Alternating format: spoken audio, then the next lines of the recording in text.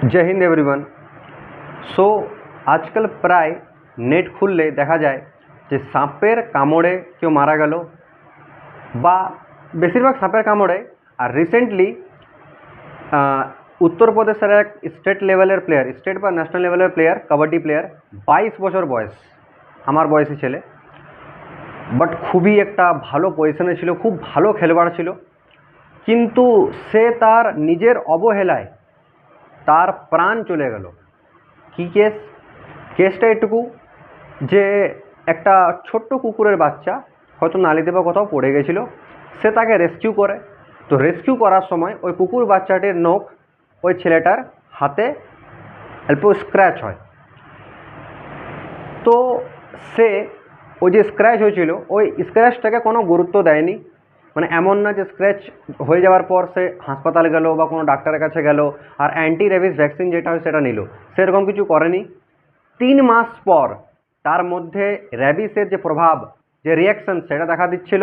তারপর যখন ডাক্তারের কাছে গেল, টেস্ট হলো, তো জানা গেল যে তার মধ্যে যে র্যাবিস যে ভাইরাস আছে সেটা ছড়িয়ে গেছে। আর কোনো করার নেই, কেন এই যে র্যাবিস যে জিনিসটা হয় না, র্যাবিস, এটা যদি একবার কারো হয়ে যায় তো সে মৃত্যু মুখে যাবে, আর কোনো করার নেই। মানে কারো যদি র্যাবিস হয়ে গেছে আর ওকে বাঁচানো যাবে না, ঠিক আছে? মানে কোনো মতে কেউ কত কোটি খরচা করতে কিছু করতে, যদি কারো র্যাবিস হয়ে যায় তো তাকে বাঁচানো যাবে না। কিন্তু এই যে যে মারা গেল, ব্রিজেশ সোলাঙ্কি নাম ছেলেটার, 22 বছর বয়সের এক খুবই দারুণ কাবাডি প্লেয়ার, নিজের অবহেলার কারণে মারা গেল। সে যদি হাসপাতাল যেত, র্যাবিস ভ্যাকসিন নিত, তার এই জিনিসটা হতো না। কিন্তু সে ওটাকে আনকেয়ার করলো, ভাবলো যে এইটুকু একটা কুকুর বাচ্চার স্ক্র্যাচ, এটাতে কি হবে। তুমি কি করে জানবে যে কুকুরটার মধ্যে র্যাবিস আছে না নেই? তুমি কি করে জানবে বিড়ালের মধ্যে র্যাবিস আছে না নেই? তুমি তো জানবে না। এই জন্যই কোনো পশুর দ্বারা যদি তোমার শরীরে কোথাও স্ক্র্যাচ হয় বা বাইট হয়, অবশ্যই ডাক্তারের কাছে বা সরকারি হাসপাতালের কাছে যাও। এটাকে অবহেলা একদম করো না। দেখো, সব বিড়ালের মধ্যে র্যাবিস থাকে না। তো যে বিড়ালের মধ্যে র্যাবিস নেই সেই বিড়ালটা যদি তোমাকে নুচো দেয় তো তোমার কিছু হবে না। এরকম রিয়েল লাইফে আমি লোক দেখেছি যাকে বিড়াল অনেকবার নুচেছে, কিন্তু ও আসলে জানো না যে র্যাবিস জিনিসটা কী বা এটা নুচলে কিছু হয়। সে ডাক্তারের কাছেও যায়নি, কিন্তু তার কিছু হয়ও নাই। কেন হয়নি? কারণ যে বিড়ালটা তাকে স্ক্র্যাচ করেছে বা বাইট করেছে তার মধ্যে র্যাবিস নেই। কিন্তু এই রিস্ক নেওয়া সবচেয়ে বড় মূর্খতার পরিচয়। যদি কেউ এই রিস্ক নেয় যে আচ্ছা এই বিড়ালটার মধ্যে বা এই কুকুরের মধ্যে নেই তো আমি কেন নেব, কারণ যার র্যাবিস হয়ে গেল আর ট্রিটমেন্ট নাই ভাই, সোজা একদম যমরাজের বাড়ি যাবে, কোনো করার নেই। তো এই জন্যে সেকেন্ড জিনিস, দুধ। একটা আমার নিজেরও খারাপ স্বভাব আছে যে কাঁচা দুধ রাখা থাকে, তো আমি মাঝে মাঝে লাল চায়ের ওপর কাঁচা দুধটা ঢেলে নিই। তো এটা খারাপ জিনিস। অ্যাকচুয়ালি কেন খারাপ জিনিস?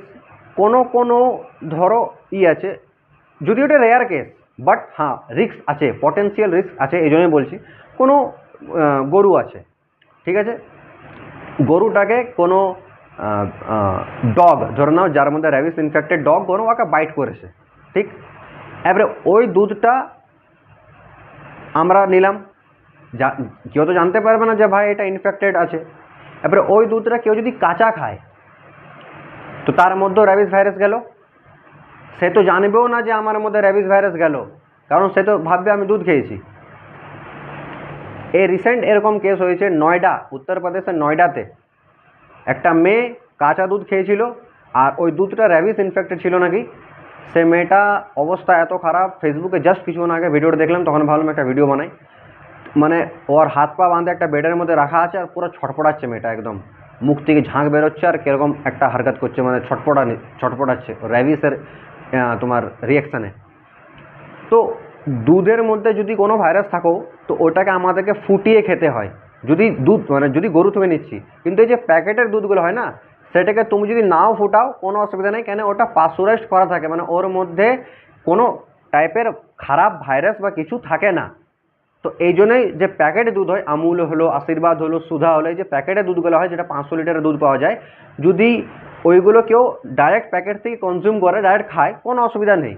কিন্তু যেটা গরু থেকে মানে দুধওয়ালা যারা দিতে আসে, যদি গরু থেকে দুইয়ে পরে এনে দিচ্ছে, সেটা খাও না, কেউ কাঁচা একটুও খাও না, কারণ ওই দুধের মধ্যে যদি কোনো ব্যাকটেরিয়া বা ভাইরাস থাকে তো তোমার খুব ক্ষতি হবে। কারণ যদি র্যাবিস থাকে তাহলে তো বলার নেই, তুমি তো জানতেও পারবে না, তোমার একদিন মৃত্যু হবে, একদম কোনো করার নেই।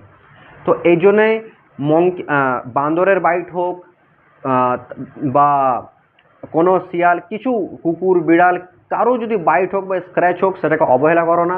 বাইট হওয়ার পর বা স্ক্র্যাচ হওয়ার পর জায়গাটাকে ভালো করে সাবান জল দিয়ে ডেটল দিয়ে ধুও আর আর হাসপাতাল যাও। এইগুলোতে যদিও অনেক টাইম থাকে, এমন না যে তোমাকে 1 ঘন্টার মধ্যে পৌঁছতে হবে, যেমন সাপের কেসে 1 ঘন্টার মধ্যে পৌঁছতে হবে, সাপের নিয়েও একটা ভিডিও বানাবো। তো এসবে টাইম থাকে। যেমন আমারও একটা ছোট একটা বিড়ালের স্ক্র্যাচ হয়েছিল আমার পায়ে। তো বিকেল 4-5টার দিকে স্ক্র্যাচটা হয়েছিল, আমি তারপর দিন 10-11টার সময় গিয়েছিলাম নিতে। তো কুকুর বা বিড়ালে যে স্ক্র্যাচ হয় বা বাইট হয় সেগুলোতে টাইম থাকে, এমন না যে টাইম থাকে না যে 1 ঘন্টার মধ্যে পৌঁছতে হবে বা 2 ঘন্টার মধ্যে পৌঁছতে হবে, এমন না। তুমি 12 ঘন্টা 24 ঘন্টার মধ্যে গেলে হবে, কিন্তু হ্যাঁ যত তাড়াতাড়ি যাওয়া যায় তত তাড়াতাড়ি যাওয়া উচিত। কিন্তু যাওয়া উচিত, এমন না অবহেলা। আর যে ডোজ হয়, একটা হয় 0 ডেজে একটা ডোজ একটা দেয়, একটা 3 নম্বর দিনে দেয়, একটা 7 নম্বর দিনে দেয়, একটা মনে 28 নম্বর দিনে দেয়। ঠিক আছে, এরকম টাইপের মনে হিসাব হয়, আমার এক্স্যাক্ট মনে নেই। কি যাই হোক, টোটাল 4টা দেয় আর একটা টেটানাস টাইপের একটা ইঞ্জেকশন দেয়, টেটানাস দেয়, টোটাল 5টা দেয় মনে হয়। তো এই জন্যই দেখো, একটা ছোট্ট আনকেয়ারের জন্য একটা যুবকের 22 বছরের একটা খেলোয়াড়ের প্রাণ গেল। তো ওই জন্য এই ভুলটা কেউ করো না। কোনো যদি বাইট হচ্ছে তো বিরাট মানে কোনো ওটাতে দালালি মারার নেই যে হ্যাঁ আমি দেখে নেবো, আমরা গ্রামের ছেলে বা আমরা এই ছেলে, আমার খুব ইমিউনিটি পাওয়ার, এই পাওয়ার ওই পাওয়ার, এই দালালি গেলা মারা উচিত না। ভাই তোমাকে যদি কোনো অ্যানিমাল বাইট করেছে বা স্ক্র্যাচ করেছে, ডাক্তারের কাছে যাও। ঠিক আছে, কারণ যদি ওর মধ্যে কোনো ভাইরাস থাকে তো তুমি মরবে, তোমার কিছু থাক, যত ইমিউনিটি থাক, তুমি কোথা করো ছেলে, কত তোমার পাওয়ার থাক, কোনো রোগের আগে কিছু নাই। যদি ভাইরাস ব্যাকটেরিয়া ইয়াদের যে পাওয়ার, মানুষের পাওয়ার নাই। ঠিক আছে, এই জন্যই একটা বাংলাতে প্রবাদ আছে, সতর্কে বিনাশ নাই। এই জন্যই এগুলাকে আনকেয়ার করো না। কারো যদি এরকম কিছু হয়, বিনা প্যানিক করে, বিনা ভয় পেয়ে আরামসে ডাক্তারের কাছে যাও, হাসপাতালে যাও আর ট্রিটমেন্ট করো। Thank you.